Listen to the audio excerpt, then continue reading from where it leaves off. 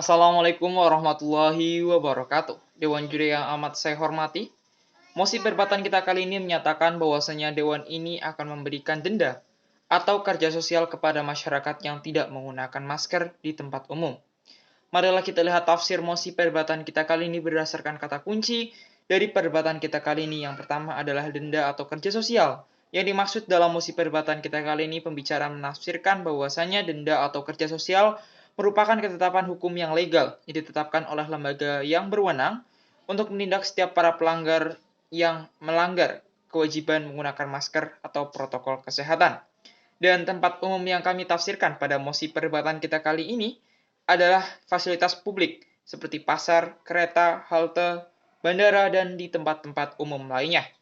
Status quo yang bisa kita lihat Dewan Juri yang saya hormati adalah tentang meningkatnya kasus penyebaran virus corona di berbagai belahan dunia yang harus mendorong pemerintah untuk bersikap tegas terhadap warga negaranya terhadap pelanggaran-pelanggaran protokol kesehatan yang berfungsi untuk mencegah penularan virus corona.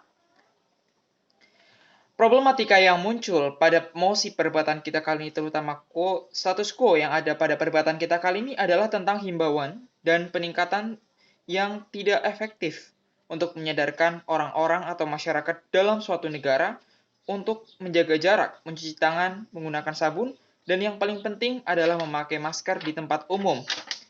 Ketika hal ini terjadi, maka akan menyebabkan peningkatan virus corona yang semakin tidak terkendali, dan problem tersebut membuat kami sangat setuju terhadap sanksi yang diberikan oleh pemerintah kepada warga negaranya berupa denda atau kerja sosial apabila warga negaranya melanggar protokol kesehatan. Dalam kasus atau mosi perdebatan kita kali ini adalah tidak menggunakan masker. Sistematika yang kami usulkan adalah di mana operasi yang tegas dilangsungkan di setiap tempat-tempat umum, di jalan, atau di tempat-tempat yang berpotensi terjadinya penularan virus corona oleh para penindak-penindak yang berwajib dan berwenang untuk menindak setiap para pelanggar sehingga mereka tersadar untuk selalu menggunakan masker sebagai salah satu bagian proteksi diri untuk mencegah penularan virus corona. Oleh karena itu, dua argumentasi yang coba kami angkat pada mosi perdebatan kita kali ini adalah yang pertama, seberapa penting aturan sanksi bagi pelanggar protokol kesehatan terutama penggunaan masker dilihat dari sisi hukum, dan yang kedua, dampak apa yang terjadi jika aturan tentang denda atau sanksi yang diterapkan oleh pemerintah tentang para orang-orang yang tidak menggunakan masker apabila tidak diterapkan. Okelah Dewan Juri yang amat saya banggakan, marilah kita masuk ke dalam mosi perdebatan kita kali ini terhadap argumentasi utama atau argumentasi yang pertama dari mosi perdebatan kita kali ini tentang seberapa penting aturan sanksi bagi pelanggar protokol kesehatan terutama bagi para pelanggar-pelanggar protokol kesehatan tentang penggunaan masker. Dilihat dari sisi hukum.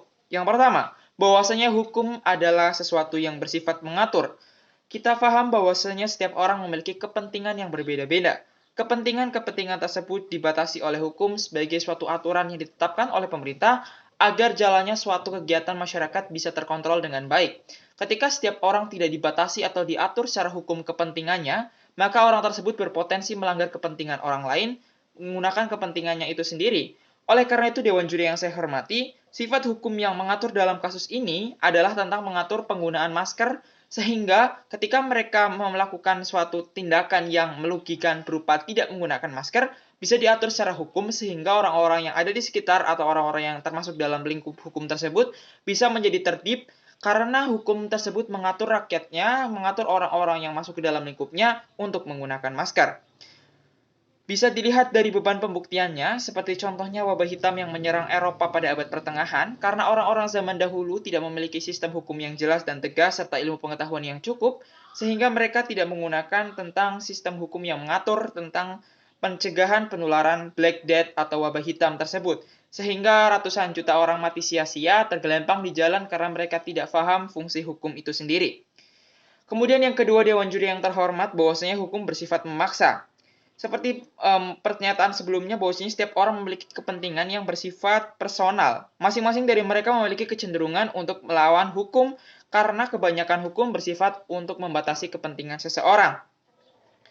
Karena itu, agar tidak terjadi pelanggaran hukum, maka hukum dibuat secara memaksa. Dalam konteks ini adalah tentang penggunaan denda sanksi atau denda sanksi sosial berupa kerja sosial yang dilakukan oleh para pelanggar-pelanggar orang yang tidak menggunakan masker.